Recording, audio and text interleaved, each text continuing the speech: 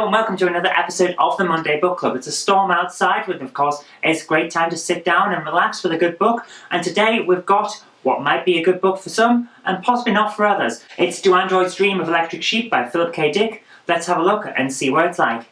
I'll admit that I'm coming to this book having seen Blade Runner more times than I care to remember, so to a certain extent my view of the novel is tainted by the constant comparisons I was making to the classic film. It's inevitable given my decades-long love of science fiction, although for most of that time I did manage to get by without having actually read anything by Philip K. Dick.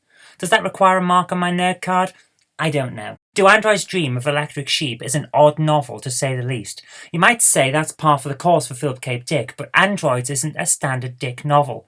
The focus is more tightly bound, and while Dick uses his standard storytelling mechanism of choosing an everyday person's point of view to set the scene and tell the tale, he's only giving us the story from two people's viewpoints, as opposed to the cast of characters in some of his longer stories. Here we see the story from Rick Deckard's perspective, and also from the viewpoint of John Isidore, a low IQ man who is suffering from the effects of the radiation blanketing the Earth thanks to the apocalypse. Isidore is stuck on Earth because his low IQ prevents him from being able to emigrate to one of the colonies, while Deckard has chosen to stay, so our viewpoints both counter one another and also share common ground. It helps to develop the world rather nicely. What doesn't help develop the story is Dick's sudden and very abrupt twists in the narrative. Philip K. Dick's mental illness is no secret, and it's very pronounced in this story, with several passages simply being interrupted by a sudden and profound shift in reality.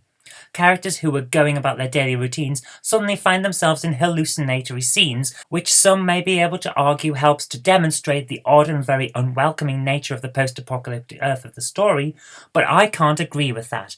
For me, these sudden shifts only serve to pull the reader out of the story and bring the narrative screeching to a halt. That's not to say the main novel itself is bad, because it's not. It's a good story and Dick is clearly a talented writer. It's just that there are several sections where the book turns from decent sci-fi into deluded nonsense, and the change is incredibly jarring.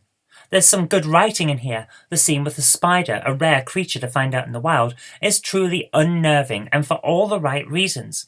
It's just that some of these excellent scenes are surrounded by turgid descriptions of delusions that don't quite fit the rest of the story.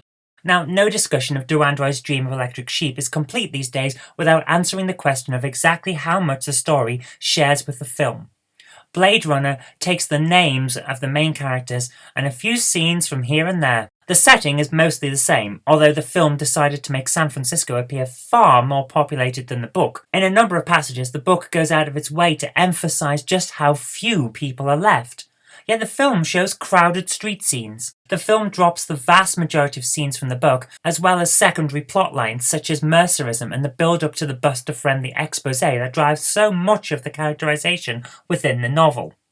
The denouement is also very different, with the film version handling the confrontations between Deckard and the androids in far more detail than the novel.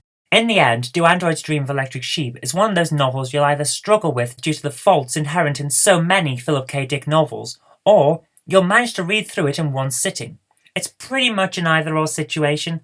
Where it's good, it's very good, but I can't overlook the fact that there are problems with the storytelling that severely hamper its flow. The final question has to be, is it a good book? I'll have to say yes, but it's a yes with a lot of caveats attached. Yes, the book is worth reading, but yes, those who dislike it have some very valid arguments that should be borne in mind. For my part, I enjoyed the main story, and the struggle between the humans and the androids was well played out. It's just a shame that the sudden drifts into delusion kept pulling me out of the story due to their confusing and unannounced arrival. Okay, that's all we've got time for this week, so thank you very much for watching. I hope you did like this, and if you did, remember to click the like button. Share it with your friends so that they'll know a good book when they see it. Do subscribe for future videos because there will be more in the future. But until next time, I've been Kirk-Robinson. You've been watching the Monday Book Club on ZJKR, and I'll see you next time.